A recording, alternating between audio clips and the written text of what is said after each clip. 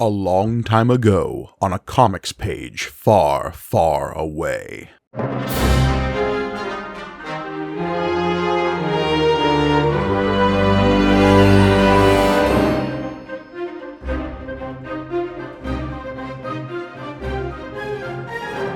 Greetings and welcome to May the Panel Be With You, the Star Wars comic book show brought to you by the Punch Up Entertainment Network. I'm your humble host, Mike Gargoni, and joining me as always, the Gertie to my Captain Thorben, it's John Campbell.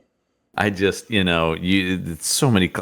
The Gertie and Captain Thorben references. It's like another show mentioning them. I know. We know. Disney Plus has given them their own expansion of the universe, but we're here to also acknowledge their origins. Gertie and Captain Thorben, a Disney Plus original series. That'll sell. That'll do big for them. It's hey, it's more of this. It's more of this, yeah. Look, we've kind of come to terms with how inconsequential this comic book is, so I'm just enjoying the ride here. I will say this issue, while not a low point necessarily, is certainly like, we're doing this because we're treading water, right? Like, yeah, okay. I love the idea of this thing is not only inconsequential, it's now digging into the mythos of its own inconsequential creations. Which isn't necessarily a bad thing, right? Because if it was done with any more care, though, that didn't feel like even the backstory is inconsequential. Yeah, because we've had original characters introduced in the Marvel era of comics that fills this sort of same time gap. We have your Dr. Aphras, we have your what's Han Solo's kind of wife's name? Something Staros? Yeah. Anyway. I can see it, yeah.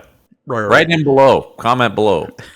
We're going to get anyway 100 comments going, it's this, you idiots. Well, of course. Yeah. But yeah, we know that those characters are quote-unquote inconsequential because they have no appearance in any of the films, right? Right.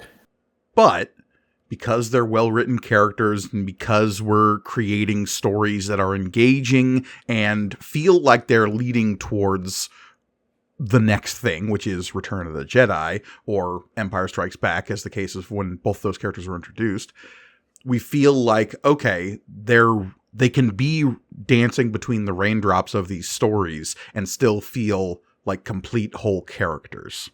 Because I think it feels like they are part of a narrative. This just feels like filler. It does. I mean, I think, and obviously there is the always the thing we say today, because we're obviously much bigger fans of the modern Marvel Star Wars comics, which have the benefit of they don't have to actually be setting anything up. They're bridging things that already exist, which is easier in a lot of ways. But it does feel like characters like Dr. Aphra obviously now has spun off into her own comic and feels like she's just a part of this continuity of the comics.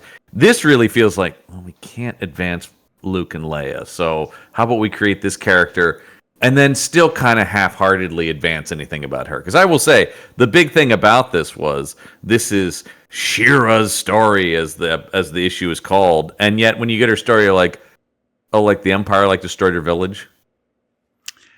Yeah, let's get into it. Off the bat. It just feels like cover. Yeah, here we go. I mean, it's a cover. It's a cover. We got ourselves a Simonson cover. It's Luke with an inexplicable lightsaber with a couple of rebels, one of whom looks like Bob Wozniak there in the back left. Yeah. Bob Wozniak and Gavin MacLeod from Love Boat, folks, are the other rebels there. There's something. Well, I will say the Wozniak guy really looks like he should be on the G.I. Joes. Yeah. With the beard and stuff. And then, of course, we've got Shira Brie there, who's got Han Solo's gun for some reason. Yeah, that's pink because all the blasters are pink on the cover for reasons I don't know. And they're surrounded by John Carter of Mars ripoff characters. Yeah, I mean, you can really feel some of that in here still, even though they no longer have the thing of this being a John Carter of Mars. Look, if you were missing some uncomfortable xenophobia in your Star Wars, don't worry, it's back. I've been asking, when are they getting back to that? Star Wars getting too woke, man. Yeah, of course. We need to other some native peoples. Do it! Oh, what? They're adding credence and humanity to the Tuscan Raiders? Come on, we got to get back to this. We got to Mysterious get back aliens to to be scared of. weird, nameless nomads living in a wasteland who just hate us because they do. Yeah, well, you know, there's people. Their way of life is sick. Sarcasm, sarcasm, sarcasm. Yeah. No, this is not good. This is no one's finest hour. This issue. Speaking of no one, let's get to our first page here because we got our usual people. I should probably say which issue we're covering, right? We're covering issue number 60 of the Marvel Star Wars comics. You can see that if you're watching on YouTube, but if you're listening to this, yes, it's issue 60 of the series that started in 1978. Yes. And we have all the same people we had last time are back. We got Dave Michelini on scripts and plots. We got Walter Simonson on pencils and plots. Tom Palmer on inks. Joe Rosen on letters. Glennis Ween, eventually Oliver on colors. Al Milgram as our editor. And Jim Shooter as our Grand Moff. They love those Jim Shooter bits. Look, he's in charge and he's evil. We get it. I like to imagine he was like stalking the Marvel office halls in the Imperial uniform. He's just full on dressed as Grand Moff Tarkin. Yeah. Going, the Beyonder must learn to poop. Look, I'm just curious whether or not he was even aware of these jokes being made, or if he was indulging in these jokes and being like, oh, think of me as evil, will you? Well, I'll show you evil. I just imagine him being like, yes, very comedically humorous. I understand comedy. Right, acting like he's cool with it while inside he's seething. He's like, yes, enjoy your antics while you can. I can't stress how disappointed I was when I saw an interview with Jim Shooter for the first time. And he's just like the most bland dude in a suit. You know, it's like you want him to be like, yes, when I was running Marvel. Instead, he's just like, when we created the Transformers. And he's like, oh, yeah, you're just like a boring executive type, of course. Right, but he's a boring executive type with like that tiny little kernel inside of him that says, no, I can also be creative, and I will create a man who has all of the powers that is me. That's the problem. He's far from the first or last guy to be like that, too. No. So we've got all those people on the thing here, and we're opening up. I guess we're finally getting the answer to the. This is the conclusion of the story of what Luke and Lando were doing at that bazaar when they were trying to buy TIE fighters. Well, not the conclusion. It certainly explains why they needed to go get the TIE fighters. Because this is but another piece of an even larger ongoing rebel plot. Yes. Because as we come in, chaos erupts. I mean, it's in red. It's all in caps with an exclamation point. Chaos is erupting. It has indeed erupted with a cha-choom. Cha-choom! As these TIE fighters are blowing apart an Imperial base. Wait, what? And the isolated Imperial outpost called Spindrift is bathed in flame. Long ago, the soldiers here had been warned of possible attack by the Empire's arch enemies, the Rebel Alliance. But these attackers are startlingly, devastatingly, their own kind. By the way, I kept laughing every time because Spindrift, of course, is a brand of seltzer. But also, when we turn the page, I mean, by the way, I will say, great destructive carnage from Simonson. Oh yeah, the art here, this is great. TIE fighters swooping in, blowing stuff up. It looks great. You're not going to hear much negativity from us about the Simonson art. He's usually doing pretty well. Yeah. But I just love these two dum-dums out on this Imperial post. And one of them going, I know what this is about. You called that girl. And now Vader is murdering us. Yeah, we find Gertie here and the Colonel, two Imperial officers talking about like, why are we being bombed by our own people? And apparently Gertie made a call to Aduba 4 to talk to that female, and now everything's going to hell.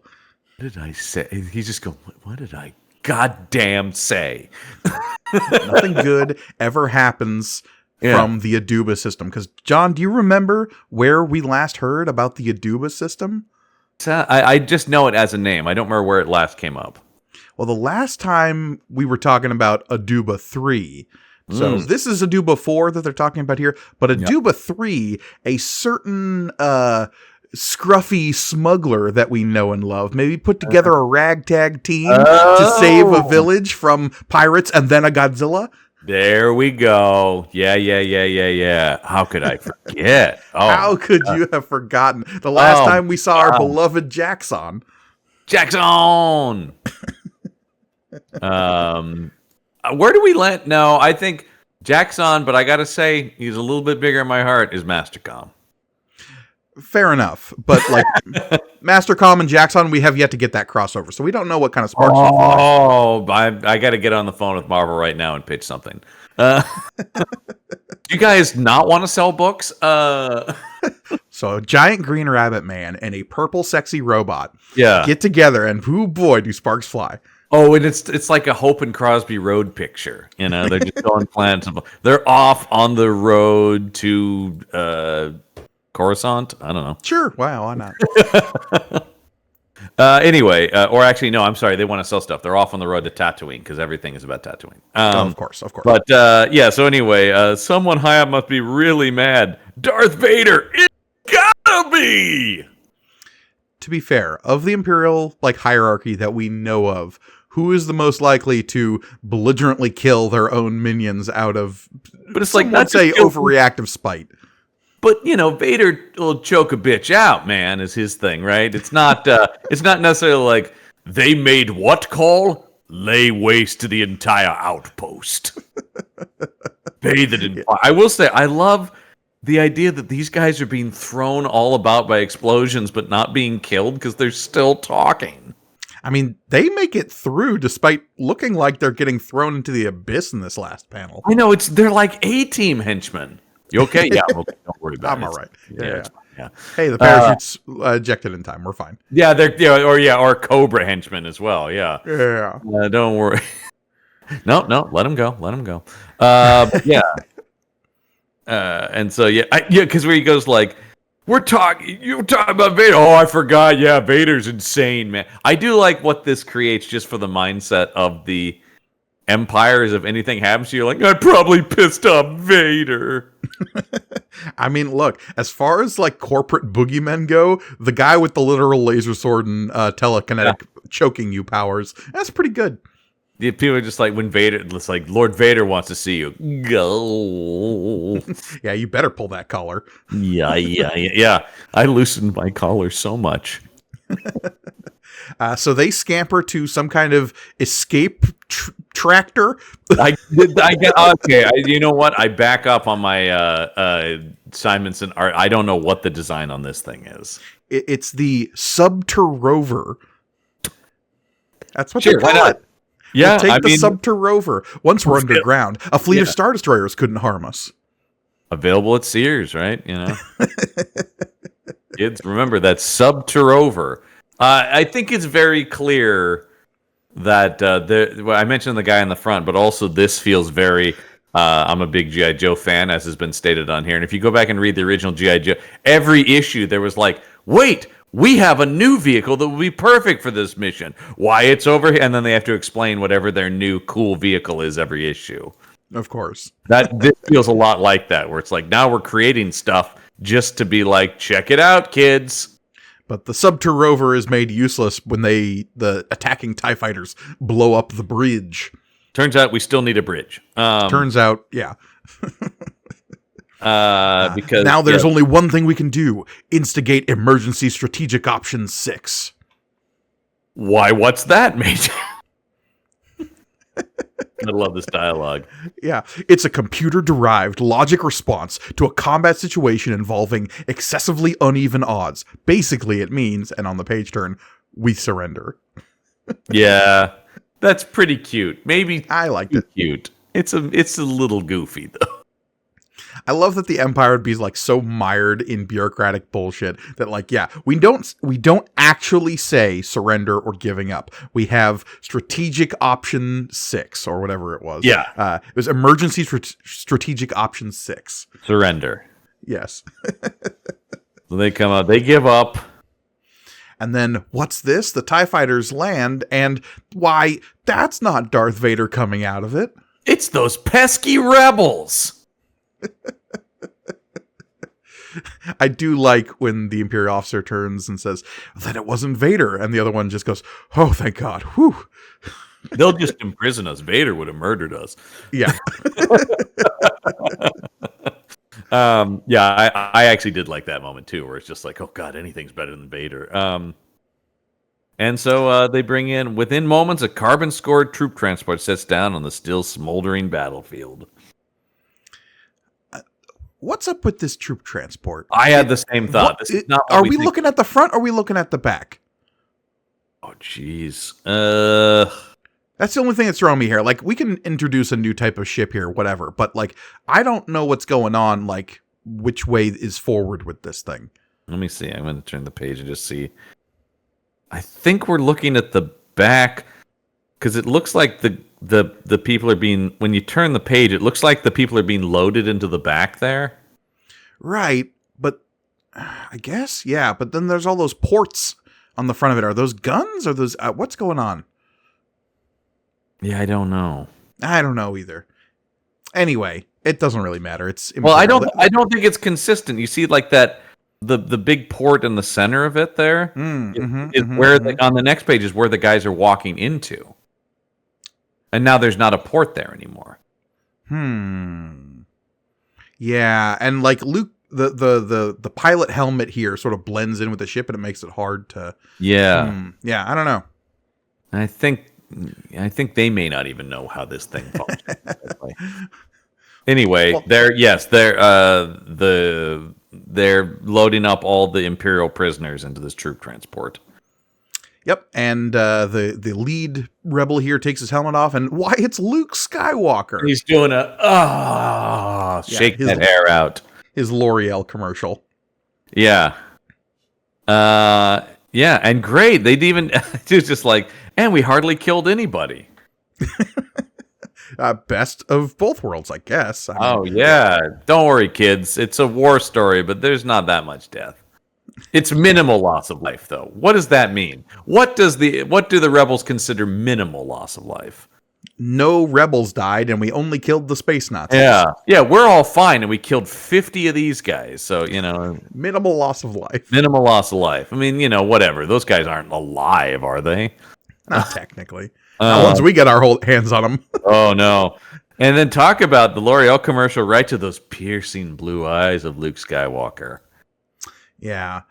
So he gives us a brief rundown about how, yes, indeed, these are the TIE fighters that he and Lando secured last issue from Ferret. Remember Ferret? Because he's never going to be around again. No. It's just like Luke going like, remember that, kids? Is that okay? And then we meet the balding Captain Thorben, who says, who Luke tells, like, hey, you know what you're looking for. We got a second part of this mission. Because they're trying to confirm route coordinates. Yeah. I do want to highlight Captain Thorben here because he does one of my favorite things in Marvel Comics of this era, and that is try to express a phonetic accent.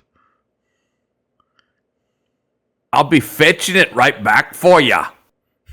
I think he's supposed to be Scottish. I'm not sure. Yeah, definitely. Like he says, "Aye, Commander." Aye, or he's aye, Commander, and I'll be fetching it back right for ya. They took this guy from Crimson Jack's crew, actually. Yeah, man, I would love that. That would be great. And then it's Shira who's like, "Don't worry, Luke. We've got the Force on our side." Not to mention the best darn flight commander in the galaxy. Well, actually, Shira, those two things are kind of in the same person here. Yeah. Just that dreamy Luke Skywalker. What a dreamboat. Yeah, I got lost in his eyes. But as we turn the page here, we get some more exposition. Yeah, Luke explains that the whole reason they needed the TIE fighters to attack this base so that they could invade it is to find these route coordinates for a secret armada that the Empire is building. And if they can get their hands on like the route that the secret armada is taking, not only can they use the TIE fighters to like blow up this base, they can also use it to infiltrate that armada and blow it up from the inside. daring Great. plan. Yep. I mean, that's kind of always their plan, which is we go into the inside of something and blow it up. But that, it works. Damn. Yeah, you're not wrong. I mean, they did. Wow. Huh. Now that you say that. Default rebel plan. Huh. Boy, you're just absolutely correct. That is literally every single time is they go inside of the thing and blow it up. Yeah. Even Jabba's palace and Bespin. Yeah. I mean, even if you go back before the rebellion, episode 1 has Anakin in the... Yeah, go inside the thing and blow it up. Yeah. Huh. Yeah. I mean, technically, that's also what they do on Geonosis. They get captured and go inside the thing and they blow it up. Oh, boy. Wow. Don't they... What are they... Isn't Revenge of the Sith? Don't they go on that ship and blow it up? That's the opening of the movie, yeah. Well, yeah, it really is just... What if we blew it up from the inside? You mean what we inside the thing and blow it up, yeah. Yeah, you mean what we always do? And they're about to do it again in the movie that comes after this, of course. Yeah, two places, because they go into the shield generator and blow it up, and they go into the Death Star and blow it up. And as you mentioned, Jabba's palace. Yeah, this just never stops. Wow. Yeah. I'm just saying that's fine, but stop acting like it's some sort of invented, like we're gonna try something new this time. Isn't that what we always do? I'd be the terrible rebel going like, we always do that. Stop acting. Stop patting yourself on the back, Skywalker. Oh, can you believe this guy? Have you heard Skywalker's new plan? Well, by new plan, do you mean go inside it and blow it up? Yeah. There's never anyone like me in Star Wars who'd be like, I don't think Luke Skywalker's that great. I love Luke Skywalker as an audience member, but I feel like if I was in that world, I'd be like, oh, God, again with this guy. It's just because you want to be Han Solo. Oh, of course, yeah. That guy would be like, yeah, that guy's cool as hell, man. Captain Solo! What's up? I don't know that guy. Yeah. Hello, Rebel Trooper. Yeah. Jesus. All right, so they fly out of there. Yeah, because Captain Thorban found the coded cartograph module. There's a bunch of Gleep-Glop words. Also, I have to talk about my favorite panel in this, which is Shira hugging Luke, and sorry, what's the guy's name? It's Captain Thorban. Captain Thorban going, not bad. Yeah, that little smirk he's got on his face. Yeah, it's like, all right, Skywalker, very good. Yeah. Don't just pretend I'm not here. It's such a weird experience. Because I mean, we definitely get Shira is way into Luke. We're getting that. We've been getting that for the last few issues, and somebody is none too pleased about that, which will take us back to Arbra. Yeah, let's fly on back to Arbra. We get Luke swapping code phrases with the rebel contacts in there, and they go swooping into the big underground base that they've got here. The code phrase is "Flying banthas never sleep." Ah, see, I thought it was swordfish. And so they, all right, everybody, we're good here. So they go swooping down, and hey, it's Princess Leia. Did you think it was weird that he called her Princess Leia? Like, he would just call her Leia. But here's the thing. We haven't really gotten a good read on whether or not Luke is reciprocating any feelings with Shira as of yet, right? Right. In fact, even that panel we were talking about, when she hugs him, he's like, okay. Mm-hmm. And you can see his hands not touching her specifically. Yeah. And so it's this weird kind of is he trying to keep it formal in front of Princess Leia because of Shira? Or is that just the comic book writers being like, well, that's the character, Princess Leia? I mean, that's what I took it to be, but I think that you've given it some credence of being, a valid thing, maybe. Right. Is Luke trying to code switch in front of Shira to make okay, Shira, we're in. And I'm sure David Michelini would be like, you guys have already thought about this way more than I did. Yeah, 100%. That's what the show is, man. The action figure box says Princess Leia, so that's what we're going to write on here. Yeah, it almost feels like it may have been if you call her, and you have to call her Princess Leia at all times because they need to know what to ask their parents for at Sears. And so they're like, great, we got all the stuff. Now all we have to do is get that map plan decoded and then wait for the right moment to strike. And this is when Shira bops in and says, "In that case, Your Highness." Oh wait, sorry. She talks like a mid-Atlantic, like 1950s action heroine. Sort of a Catherine Hepburn type. "In that case, Your Highness, I'd like permission to spend a little time off planet. I'll need to return to coordinates for Arbra, of course, and then, I'm sorry, Lieutenant Brie, but I'm afraid that won't be possible, because the big thing here is we can't give anyone the coordinates to Arbra because, we can't risk that getting out.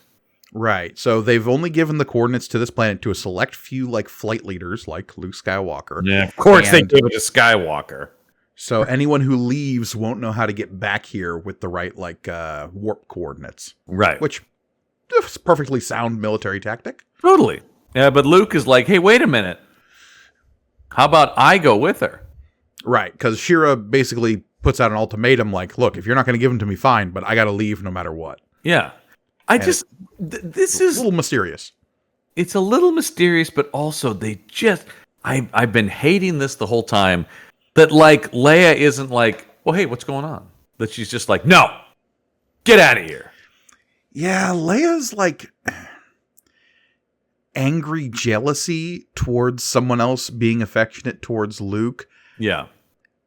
Is frustrating for a couple of reasons. One, you hate to see Leia written as like a jealous lover, right? Yeah, there's really never a shade of that in Star Wars, except for when she's screwing with Han, but that's to make Han jealous. She still has the upper hand in that. Right, but what this also does is undercut the deepening of the relationship between Leia and Han in Empire, right? Yeah, because the idea that this comic has really only given lip service to, we got to rescue Han, not the person I love the most has been captured. You would think Leia, if anything, I would write Leia as being almost unable to make rational decisions because of the trauma of that. Would be or something in that vein where it's you don't want her written as like a total swooning damsel who can't live without her man, but compromised by the affection she has for this one person, and there could be some, there's always something interesting there in like the needs of the many versus the needs of the one kind of thing, where it's like, sure, Leia should be the one where they have to tell her, it's like, look, we can't save Han right now because we have to, and she's like, okay, I understand. The rebellion at large has greater needs, right? Than but one guy stuck in carbonite, yeah, right, yeah. Therein lies an interesting story. But instead, she's just like, well, I guess Han's gone, so now I'm into this guy. Wait, somebody else is interested in him. And then, oh god, this last panel. What is that face Luke Skywalker's making? Again, whether or not he's into Shira is really, really confused right now. Yeah, because it changes from panel to panel. Because Luke says, hey, Leia, I have an idea. Since I know where Arbra is, why don't I go with Shira, and then I can get her back here if you don't want to give her the codes. Yeah. After all, I got nothing going on right now. Luke Skywalker's got an open calendar right now, folks. Nothing doing. And that weird face he's making is when he's saying, after all, Shira's a good warrior, a good friend, and we wouldn't want to lose her, would we? And with like, come hither eyes. This is implying an eyebrow waggle as far as I'm concerned. And then Shira kind of like biting back at Leia going, thanks, Luke. Bye, princess. And just pissed off Leia. Yeah, again, I'm not a fan of this triangle here. Well, because, it undercuts other relationships that are established. We don't know who Shira is, obviously, and she doesn't. But we're going to learn. Well, yeah, we're going to learn she has the same backstory as, like, most of the rebellion. But sure, yeah. I'm just saying, when you get to her story, like, oh, yeah, I'm pretty sure they all have that story. But okay, sure, yeah, whatever. Anyway, cut to Armada. The very word conjures an image of vast numbers. That's the digital version. It's sometimes hard to read the tiny print. of rugged, powerful vessels, all dedicated to a single purpose of making war. At a secret location at the edge of the galaxy, thanks to a recent Imperial decree, that image has become reality. And we're introduced to Admiral Geel. Yeah, and is this a Super Star Destroyer, like on this first big image we get here? That's what they're going for, yes. Yeah, because we're introduced to Super Star Destroyers in Empire, obviously. Yeah, well, because you can see there are some other regular Star Destroyers that are smaller. Yeah, and this one's just big, and it doesn't have, like, the protruding upper deck. No, it feels like they just drew a Star Destroyer, but bigger. Mm-hmm. Which is, like, that's an Empire thing to do. Oh, yeah. Well, no, I feel like it's always like, bigger, yes. More. Yes. Almost said something about Rise of Skywalker, but then went, you know what? No, I'm not allowed to do it. It's okay. But anyway, I do like that they're just openly writing this guy as British when he's like, I built this fleet, formed it from the beginning, and by Palpatine, I'll run it any way I bloody well choose. Yeah, Admiral Geel is this, like, rotund, kind of, like, blustery, just parody of an Imperial Admiral. Yes. He's got the jowls, so his voice should be down here, you know. Admiral. I love this line here when he says, "You're suggesting, Colonel, that I'm not showing enough concern over a scraggly band of hit-and-run amateurs. I assure you, sir, that it is not my policy to worry over gnats. It is my policy to squash them." So good. I gotta say, this is pretty on point for what I want Imperials to be like. Because they're all egomaniacs. Like, they're all 100%. I also just love the idea of this guy viewing Luke and the Rebels as hit-and-run gnats.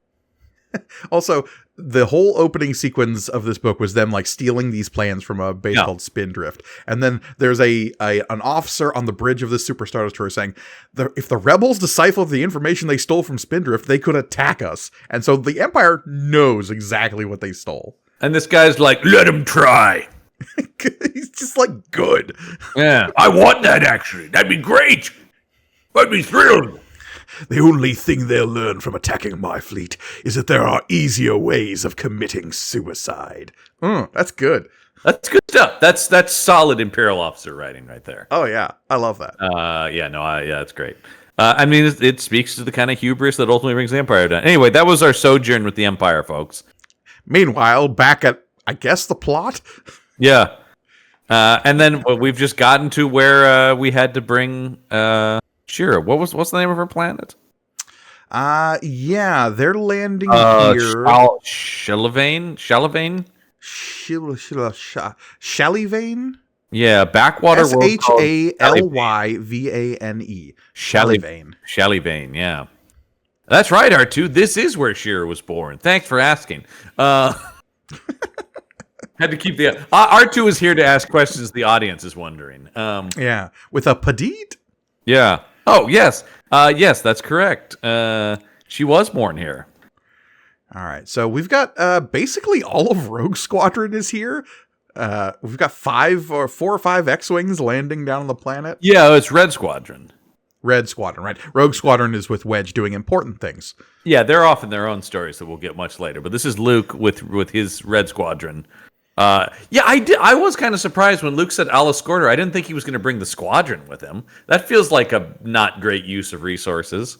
Leia was like, look, you 2 kids need chaperones on your date. Yeah, leave a little space for the Force. Yeah.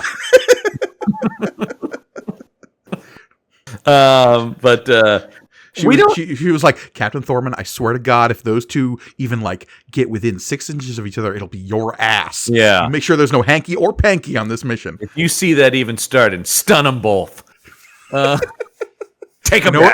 In Shira's case, set to kill. Yeah, actually, yeah. We need Luke. No. He's important. Oh no, she was a spy or something. We don't know any of these people though, really, in Red Squadron, because when they've all been introduced this issue. Yeah, who's Wald? One of the members of Red Squadron. Teach me, Wald. Nobody knows much about this region or its history. Yeah. So they land on kind of a desert-ish looking planet, but it's clearly like blue from the upper atmosphere, so it's not Tatooine. No, but she's from a very old backwater planet. Yeah. They keep saying things like ancient city and crumbling ruins. Yeah, they move cautiously towards crumbling ruins of an ancient city. There you go. But wait a minute. Somebody notices they're there. So they're moving through, and Shira is leading them to an ancient stone circle, the Circle of Kavan. This is, I gotta say, an example of every once in a while they write Luke Skywalker as the dumbest person alive. He just told R2 in the page before, this is where Shira's from. Then he says, you move around like you know where you're going, Shira. And then she says, yeah, I grew up here. You fucking know that, Luke.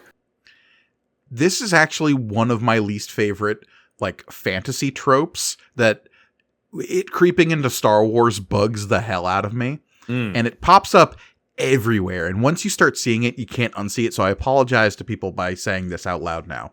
Okay. The idea of Star Wars. No, that's all right. Not Star Wars, but just like it's a trope in fantasy and it shows up all the time. The thing it showed up most recently in for me was in Godzilla X Kong: The New Empire. Okay. And that is a currently or recently thriving civilization existing in a place that looks like it has turned to ruins because of like centuries of being abandoned. Gotcha. Yes. It happens all the time in fantasy. This is true. Yeah. As you say that, yeah, absolutely. Because you'll have your characters like walking through a place and it's all covered in like leaves and vines and grown over. And then suddenly you'll have the natives like popping out from the inside of doors like they live there. But like if they lived there, you'd think they'd perform any sort of upkeep on the place.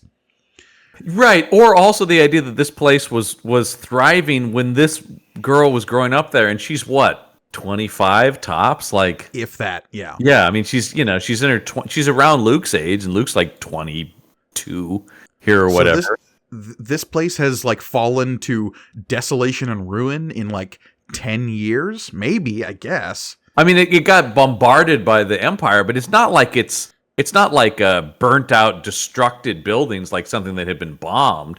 No, you said it's like years of overgrowth and dust and Yeah. It's the difference between, and this is going to be a fun comparison for you, John. It's the difference between the cities we see in Dawn of the Planet of the Apes and Kingdom of the Planet of the Apes. Boom. There you go. In Dawn, they're like, okay, a little bit overgrown. You can see how society sort of like screeched to a halt, but like things aren't like almost unrecognizable as they are in Kingdom. Right. Absolutely. Yeah, there you go, folks. Anyway, Shira walks into this stone circle and she's like, hey, I need to do this by myself. Please, if you could just give me some space. And then Luke is like, I don't care if she doesn't need me. What do you mean? So I feel left out. Shira's a big girl, R2. She can do what she wants. See if I care. I'm sorry.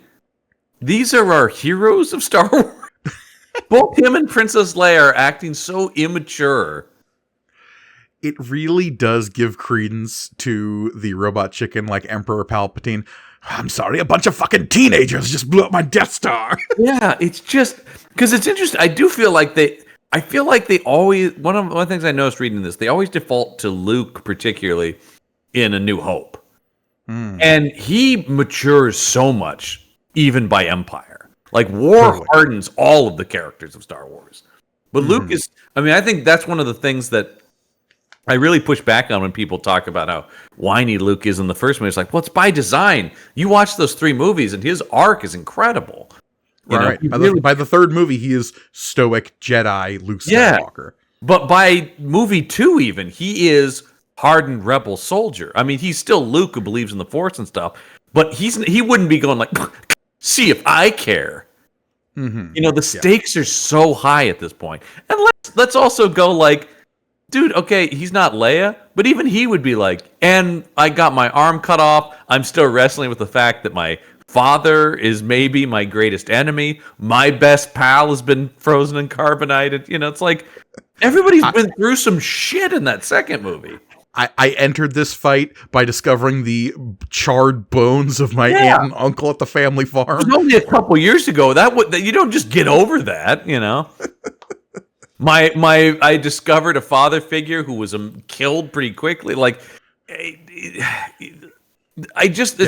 my big complaint about this thing is I just don't think they're really wrestling with all the stuff that happens in Empire, and they have no excuse at this point.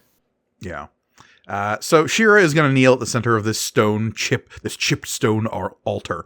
She's going to pull out a knife, and Luke is going to react rather startlingly as Shira cuts her own thumb and bleeds herself out on the altar. I do like her cutting her hand. He's like, "Oh my God! Oh Jesus!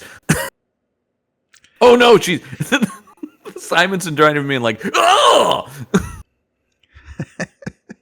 It is definitely, I actually kind of appreciate the reaction here, because this is someone who, you followed this woman to a planet of like weird desolation for reasons she will not explain. Yeah. She then leads you to this weird like ritual site, cuts herself, and meticulously bleeds out over the altar. As it says, slowly, with measured movements, the kneeling woman turns her hand, allowing a single drop of life's blood to fall from the shallow wound. She follows it with a glance, a nod. I'll tell you what would have been a better way to play Leia is that she's not jealous of her. She's just like, hey, what's your deal? You're pretty vague about your past. Like, there are reasons for her to be like, I'm not sure I trust this lady, but it shouldn't be because she likes Luke. I mean, I've been kind of joking about it over the last few episodes about like, oh, Shira, secret bad guy. And like, the explanation is way more mundane than you want it to be. Like, if she was a secret Imperial spy, that would almost be more interesting than what we actually get. Well, it would certainly be more dramatic and give some more stakes. You're just like, oh, she's just from this planet. Yeah, because then we hear a Giraga. I was shaken in my core by that Giraga. Yeah. What? As a crowd of marauders come charging out of the bottom of the frame. Yeah, I don't quite understand where they showed up from. Behind them. Yeah, that's great. Good work, trained soldiers. And Captain Thorben's like, what are they? And Luke Skywalker, ever the mindful tactician, says, I don't know, but I think they'd like to be our executioners. Brilliant. Thanks, buddy. When we turn the page here, you brought up the John Carter thing, which I definitely see. The other thing I was thinking of is the alien in Invincible. Oh, yeah. I also, Enemy Mine is one I go to. I mean, it's kind of like, I think that's kind of our problem with it, right? A little bit is it's just kind of catch-all for like warrior alien. Yeah, they got like vests, and they do have guns, but they're also like throwing grenades, and a lot of them have swords. Yeah. They're a little all over. They're a little bit of, we haven't really thought these out, so we're just going to put every cliche of this type of alien in here. Generic marauding alien raiders. Yeah, and you're just like, I expect better of both Star Wars and Walt Simonson. And they've got explosives. They're throwing grenades. Luke says, take cover. And Shira says, I'm sorry, I didn't think this would happen. I didn't think the Marauders would show up. I just didn't. Shame what on are me. the odds of the people who harassed and murdered so many of my family members would be here still? Yeah, because we'll find out that these are this alien race is responsible for the destruction of her people, right? In a roundabout way, yeah. They're the ones who basically allied themselves with the Empire. They called the cops. Basically.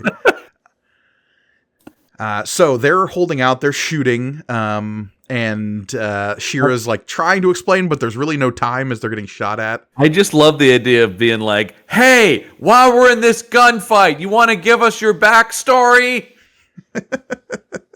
It might save our lives, says Captain Thorben. Well, and then here we go. Flashback in the middle of this gunfight. Yeah. So we learned that Shira grew up here. This place is called Chishasha. Chishasa? Yeah. Chinshasha. Chinshasa. I mean, I can only make fun of it so much. There's a lot of weird planet names in Star Wars, obviously. Sure. I think that's what the name of the city was, because we learned that... Oh, right. Yeah, the planet. Anyway. The planet is whatever the other one was. Shinavale or whatever it is. Yeah. Yeah, anyway. So, they lived here peacefully, of course. They have no weapons. Oh, yeah. But when we were allowed to be, because a band of nomads also wandered the world. They're barbarians with an ancient racial hatred for anyone different from themselves. Why do they hate us? Because they always have, and don't question it. It is very, even by Star Wars, which is very Flash Gordon-y, there's like a little bit more nuance in most of the stuff in Star Wars. This is just like, they were bad and they hated us. And while no one knows why, their greatest goal in life was to wipe my people from the face of the planet.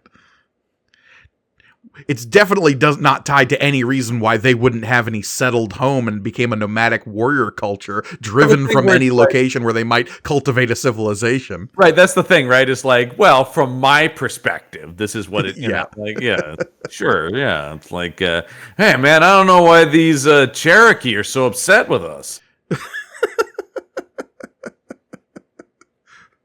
Yeah. It's not like we drove them from their ancestral homes or anything. Like if you were just talking to a settler going, I don't fucking know, man. These people just showed up out of nowhere. So anyway, apparently they've been fighting each other for a long, long time, and Shira was just the latest in a generation growing up in violence. Mm-hmm. But eventually, there was a treaty that was signed, as they'd grown tired of the fighting, or at least that's what we hoped. Yeah. But we were fools. Because they had actually allied themselves with the Empire. Who came when we gathered at the Circle of Kavan, our most holy shrine, to await the nomad emissaries where to sign the peace pact, we found ourselves greeted instead by other visitors, by birds that screamed down from out of the sun and raked the courtyard with talons of fire. Son of a bitch. So, like, it really does read like this was some kind of pre-industrial civilization, especially with how we see them fighting each other with spears and shields and swords. Well, I like the thing with the peace treaty is it's just guys in a full-on Viking outfit here. But at some point, the Empire, who, again, we got to remember in Star Wars, there is absolutely no prime directive. You can, like, pop in on weird pre-space civilizations willy-nilly. Oh, absolutely. But so once again, it's like, yeah, all of this happened like 15, maybe tops. Years ago. Again, it can't be any more than 20 because that's when the Empire started. Right. So, yeah, I did. She's talking about like long, long ago, last week, you know. I do love the descriptions here because we see pouring out of these like troop transports a bunch of stormtroopers, but how it's described here is, I know now that those birds were TIE ships, and the hollow-eyed ghosts that spewed from them were Imperial stormtroopers. Like, thinking about what stormtroopers pouring out of a troop transport would look like to a civilization that doesn't know what blasters or armor or like space armor specifically look like this would be terrifying. Learn fast though, because she's like an X-wing pilot, and you know, I mean. Yeah. I just think it's such a bizarre choice that she came from like a completely pre-industrial culture. You know, it's one that was like apparently completely unaware of the Galactic Empire. I mean, until they totally shrieked out of the sky. And so I guess the nomads have blasters now, thanks to the Empire. Because you talk about everyone had spears and swords and stuff up to a couple years ago. But anyway, Shira escaped through a drainage system underneath the city. Yep. Eventually, she did what she had to survive, and it was only many years later that a loose-tongued companion, an ex-fighter pilot, bragged about a mission he'd flown in Shaily Vein. Yeah. And she learned what really happened. Okay, so it was many years later. So, like, she's, like, brand new to the Rebels, but got up to speed quick. But, like, if she got out, Yeah. presumably she made it off-world to grow up, or did she still grow up on this planet? That's unclear. After that, I lived by my wits. She just said, I kept on running, lived by my wits, doing what I had to survive. It was only many years that the next fighter pilot bragged about a mission he'd flown on, which implies she's not on Shally Vane anymore. Yeah. And she says, I found out that the Nomads told the Empire that my tribe was in league with the Rebel Alliance. Again, implying that the Rebel Alliance was already established at that point. Wow. Though again, we have to remember, at this point in Star Wars, we do not have the firm 20-year timeline. No. This is true, but well, I guess that is true. Well, we have some idea of it, though. I guess you're right. Because the way Obi-Wan talks about the Clone Wars, and he talks about the Republic, right, existing at least within his lifetime. Yeah. So, I mean, it's vague. But this feels too, and once again, for how young this woman's supposed to be. Yeah. Anyway, my drunken friend said that was why they had killed them all, the men, the women, the children, just like Anakin do. Mm-hmm. And so she joined the rebellion because of that. So she got out into the world. She learned about the Empire. Yeah. She survived by her wits and lived to the best of her ability. Yeah. It was only after she found out that it was ultimately the Empire that had killed. That's what I mean. So she joined last week. But you'd think she would have seen the TIE fighters and the stormtroopers killing all of her friends and family, right? Really, the whole thing about they're this pre-industrial culture, they're completely removed from everything, yet the less quote-unquote civilized alien group was able to contact the Empire, which they knew about, and knew about the rebel problem that the Empire was having, and accused them of that. This is not good writing. There's a lot of holes in this story, Shira. That's all I'm saying. Yeah, I think she's full of shit. She's a spy. Spy. I think this actually giving her this as her backstory proves your point. This is all a lie.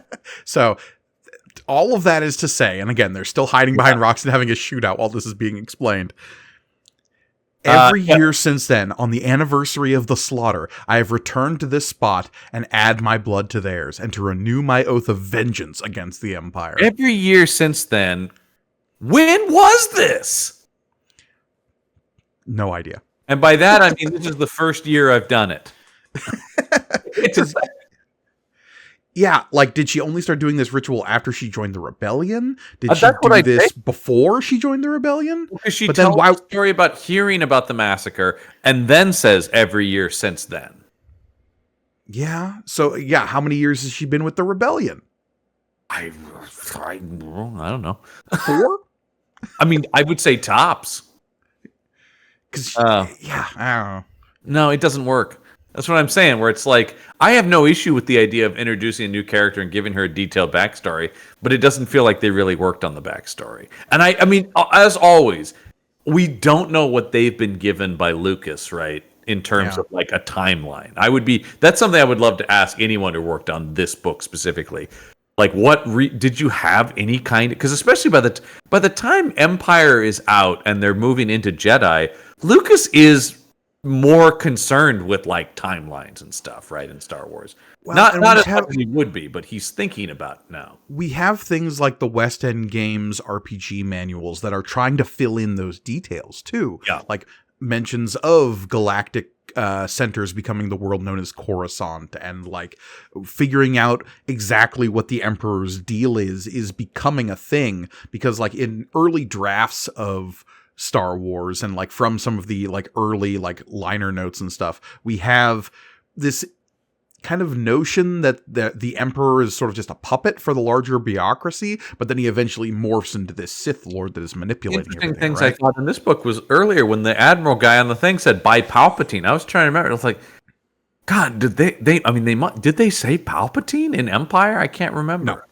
They just say the Emperor. Yeah, so that name is filled in via novelizations and right. RPG that's stuff. Something they got from another piece of info. It's not just them watching Empire, right? But the same is true, and maybe that name is used in the original Empire scripts.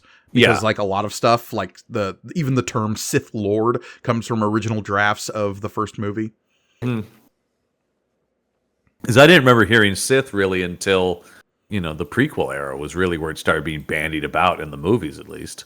Well, that's the first time it's said on screen in the Yeah. movies, yeah.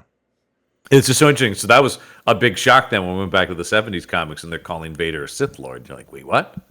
Because it was in the original screenplay. It would have been interesting if you were a kid reading that going, I don't know that word, Yeah, and like in the novelizations, that was a thing. Yeah, yeah. But you mean the novelization by George Lucas? Yeah, quote unquote. But I think Captain Thorben says it best when he says, "That's quite a story, lass. Too bad it doesn't do beans to getting us out of this scrape." I love this guy saying it doesn't do beans. That really tells you a lot about it. But yeah, I think the lass really paints him as fully Scottish. I think, yeah. It doesn't do a beans about getting us out of his scrape. Yeah. But Luke says, well, hold on a second. There might be a kernel of something here. Mm-hmm. Because if we can find that drainage system that Shira talked about, even though presumably that place is like fallen to ruin, so who knows if it even still exists. Yeah, I mean, this thing got bombed again and again and again from what I could see. Like, they laid waste to this place. Yeah, this place isn't looking much better than Mandalore these days. Yeah. But Luke is confident that drainage ditch is probably still there. Well, look, he's got the Force. If the Force can sense anything, it's Quick! the flow of things, I and just that want- includes Part two. drainage. See if you can find a density anomaly in the ground. And he worms and vrooms his way. And then he vadits because he found something. Yep. Pretty quickly. It better be something good. Our blasters are running low. Yeah. They can, in fact, run out of ammunition when dramatically appropriate. No, yeah, I know. It is a thing where it's very rare, but it does happen. Mm-hmm. Yeah, and then so Luke goes, hey, it must be over here. Oh, shit! As the floor collapses and they find a hole. Shira falls through it. Shira jumps into it. That's right, and he's like, no! Oh, no! Then it caves in. Yeah. The cave-in. The tunnel collapsed. Shira. I just find it unrealistic to me that whatever blasters this nomad alien race has are still functioning, but the rebels have run out of juice on theirs. Just let it go. It's the dramatic importance of this. They used up all of their space bullets when they attacked Spindrift? I don't know. They forgot to reload when they went back to the rebel base? Bullets. Haven't we talked about, like, it really is, it's got to be batteries or something, right? Do you want the actual explanation? I think we've talked about this before, haven't we, on here? Okay. I'm pretty sure we've had this. Blasters in the Star Wars universe do use packs of quote-unquote ammunition. What they are is packs of like super condensed plasma that is ejected as the blaster bolt from each. So you're using up that plasma as you're firing your weapon. The only time I can think of really seeing people reload is in like Clone Wars, though. Like, you do see the clone troopers reloading their weapons. Well, and they got to be shooting a lot of clankers, so that totally makes sense. But I'm saying, like, I don't remember any time in the Rebellion era that you're really seeing people reloading mid-battle. The one I can think of is maybe on Mimban and Solo. Yeah, that's true. And maybe during the last act of Rogue One when they're like scrambling around in the jungles. Yeah, I guess we rarely see like on the ground battles like that. Yeah, I mean, we don't see any on Hoth. No. And the ground battle we see on Endor is mostly fought by Ewoks, so... Well, and lest we bring that up. Hey, the Ewoks were an integral part of the downfall of the Empire, and I won't hear slander against them. Did you see Denny Villeneuve shit-talking the Ewoks the other day? Yeah, I did, and I can see what he's talking about. No, he's not wrong. I just love it. And we always talk about this. Your age is really important on that, because he said he was 15 coming out of Return of the Jedi being like, the fuck was that shit? Right. When you come of age at the age of 13 and like you go from, okay, I was 11 when Star Wars came out. I'm Yeah. 13. I'm becoming a teenager. I'm seeing myself more as an adult. And Yeah. then Empire comes out and you're like, Yeah. yes, this thing that I love is growing with me and becoming more like adult and resounded. And then we sort of backslide a little bit and Return of the Jedi when suddenly you're 15, becoming a little bit more cynical about the world and the Empire is defeated by a bunch of teddy bears. Yeah, I get it. I think it's easier for people like us who are just like, well, yeah, the Ewoks are just how it always ended. Well, and you clearly didn't have the story about how the Ewoks helped those poor little orphan kids fight a witch. So important. So important. And Wilfred Brimley was there. And Wilfred Brimley was inexplicably there. Yeah. If you listen closely, you can hear him counting the money they gave him in the back. Oh, yeah, that's good stuff. Anyway, though, oh no, Shira's not there. There's suddenly thousands upon thousands of these guys. Yeah, we cut to the next page, and the barbarians are charging, and yeah, it looks like a full-on horde. This is some, What you don't realize is there's actually only one, but he's got Jamie Madrox's powers. Oh, That's yeah, what he's yeah, doing. yeah. Multiple man situation. And so Luke said, they're like, oh yeah, there it is. Our blasters are dry, says Snow Job from the G.I. Joe. And because this is some real like English Expeditionary Force versus the Zulus' energy right Michael now. And it's Caine's making me back real there. uncomfortable. Yeah, Michael Caine's back there trying to reload his musket in Zulu. Anyway, there's only one thing to do. Bust out my inexplicable lightsaber I shouldn't have. Yeah. The first one's for Shira. But then it's fine because they all start exploding. Say, this whole thing, Luke is so bloodthirsty in a way that's all when he says, mow them down. Those scum were the cause of all of this, and we're gonna make them pay in blood.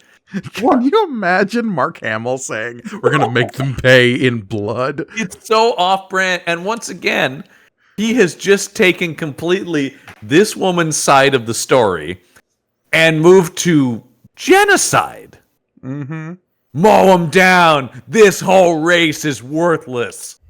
They're trash. Time to make our last stand as I clearly have a gun at my hip, but I'm going to use my lightsaber instead. Which I shouldn't have, as always. Yeah. And then he's just like, all right, I'm going to die here, but I'm taking as many of these bastards with me. However, Jesus, Luke. Yeah, anyway, crack-room. I love a good crack-a-coom. And I love a good, when we turn the page, cha-chow. I love good cha-chow. We started this book with a cha-chow, and we'll end it with a cha-chow. And what's this? A swooping X-Wing. Thabooming X-Wing. Thaboom. Yeah, it turns out long before we got that awesome sequence in Force Awakens where Poe Dameron comes swooping back to the rescue. It was Shira Brie who blazed that trail. Yeah. She's strafing these guys from the air in her X-Wing. Why, there's only one person it could be. Shira! Oh, I was hoping for Poe Dameron. Anyway. Well, actually, isn't it canonical that it would be there is a Dameron in the or there's two? Oh, Dameron. It's true. Yeah, it would be his mom was the fighter pilot. Yeah, I can't remember her name, but I know that there is like a big deal. They really that was in the was it Shattered Empire? Was that what the Yeah, the with thing the Force trees. Yeah, that was trying to be like, look, see, like there's precedent for this character. You're like, sure, yeah, okay. Yeah, and I believe those two have actually like cropped up more and more in the Marvel comics since then. They definitely have. I know I distinctly remember them in the storyline about them establishing the Hoth base. They're a big part of that. Yeah. And so anyway, yeah. Come on, men. I mean, it really does start to take on this like World War II desert warfare vibe with them running. Yeah, fucking Rommel crawling up with some panzers. I mean, it kind of feels that way, the way that they're just laying waste to this indigenous culture that doesn't even get to speak for themselves. Once again, our only view of them is through this woman. Right. It's like, you want to cut to them going like, they held back our water. Yeah. They're the monsters here. Right. Yeah. We have every Like, right to be pissed. They built a dam that caused a drought in our village. My children wasted away in front of me. You're taking her side? Yeah, exactly. Yeah. So then Luke gets his like Nick Fury and the Howling Commandos pose as he sure he leads does. his men out of there. Come on, men!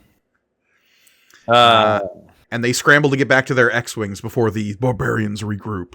Yeah. You're terrific, Shira. And he's like, oh, yeah, I got back to the X-Wing is how I did it. The tunnel collapsed behind me, but the rest of the passage was clear, so I was able to make my way past the nomads and get to my fighter. Boy, are we glad you did.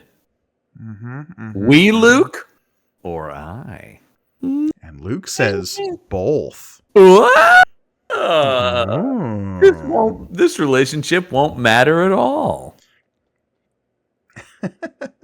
I gotta say, though, and then they fly off, and the future waits. But next up, we have Screams in the Void. I know. Ooh, it sounds like it's spooky next issue. It's so spooky. Spooky, scary, with special guest star Vincent Price. So that's our backstory on Shira Brie. Yeah. Like Her we full said, backstory. doesn't make a lot of sense. Nope. Too many holes. It's done that up already. She's a character who is only ever going to be in the comics, and so like her relevance is debatable at best. And I'm curious how far they're going to push this Luke romance they're setting up, because obviously we know that comes to nothing. And is this all so that when she inevitably gets fridged, Luke can feel bad about it? I feel like that feels like the most likely scenario. Because we are talking about comics that are written in the 80s. Yeah. For those who don't know, the term fridging refers to when a female character dies for no other reason than to motivate a male character. Yeah, it comes from specifically the 90s, actually, and it's the Kyle Rayner Green Lantern run, where his girlfriend is murdered and stuffed in a fridge. Correct, yes. And her death only serves the purpose to motivate Kyle Rayner to seek revenge. Yeah. So yeah, let's hope that's not what's going to happen. But I'm not going to hold my breath. I'll say. I mean, it will, because it's also, even before we had the term fridging, it's a big part of like war stuff. I think about Rambo 2, where Rambo falls in love with a woman only to immediately shot in the back after saying she loves Rambo. That might be the fastest fridging in history. Is her going like, after this mission, we're going to go back to America, John, and get married. No! Yeah, so... No time. There's no time in this movie, all right? Let's just brace ourselves for that inevitability. I feel like I said, I feel like that's the most likely scenario. Alternatively, it does turn out her backstory makes no sense because she was working for the Empire the whole time. Here's what I hope. If you told me I have to get rid of this character in a non-destructive way, some kind of do the like Bo-Katan thing, like some kind of remnant of my people are existing, and I have to go with them. Okay. I think that would be the most respectful way to be like, look, I do have an allegiance to the rebellion, but we're trying to, propagate my Alternatively, she sacrifices herself to accomplish some gretter end. Well, that would be rebellion. certainly a better way to, like to give her an actual heroic death would certainly be a better way out too. Let's hope for the best. I mean, I don't love this character, but just in general, like, let's hope they don't just immediately trash this character they've created. Yeah, and we've spent literally a whole issue trying to build her up, so we're hoping that isn't for naught, right? Right. Yeah. I mean, they're going out of their way to make it seem like she's really important, even though we know she obviously won't be. Right. But who knows? Maybe she'll show up in Return of the Jedi. We don't know. As of the writing of this right. book. I'm sorry. Yeah, you're right. Maybe she is. Maybe she's a huge part of it. I don't know. Look, if we can have Chopper from Rebels show up in Rogue One, I maintain hope for any small side character. Yeah, but Chopper's so lovable. All that murder he loves doing. Yeah, he's the most lovable murder bot. Anyway, if you want more from this show and all the shows on there, Punch Up Entertainment Network. You can head over to That's our what we're Patreon called, page. yeah. That's what it is. I'm like, what are we doing again? But these Star Wars comics are melting my brain, man. But yeah, you can head over to our Patreon page, which is patreon.com/punchup. And like I said, that's Punch Up ENT, and you get cool exclusive bonus content, as well as how about all the shows here on the network. So check that out. Shows like the IP Squad and we are May the Panel Be With You. I mean, Material Components, Yep. all of which you can also find over on our YouTube page, which is youtube.com/@punchupentertainment. And while you're there, of course, it's the best way to watch this show, May the Panel Be With You, because while you're there, you can watch us read the comic and read the comic along with us, see all the cool art we're talking about, and really squint at that screen as I mispronounce words that I'm literally looking at the same size on a screen, just like you. These are digital scans of things that were handwritten in the 80s. So, you know. It's true. But while you're there, please like, comment, subscribe, ring that bell for notifications every time we release a new thing over here on the Punch Up Entertainment Network, which is pretty frequently. It sure is. We have almost daily content. Almost. Let's not go crazy. We need, on the seventh day, the Lord rested, for his works were good, John. Give us a day. Yeah, I think I'm comparing us to God. Yeah. Well, sure. I got no problem with that. This is what Jim Shooter must have felt like. Yeah. But I think that's going to do it, Gorgoni, for this episode. Yes, indeed. Because as always, I have been Mike Gorgoni. I'm John Campbell. And remember, may the panel be with you.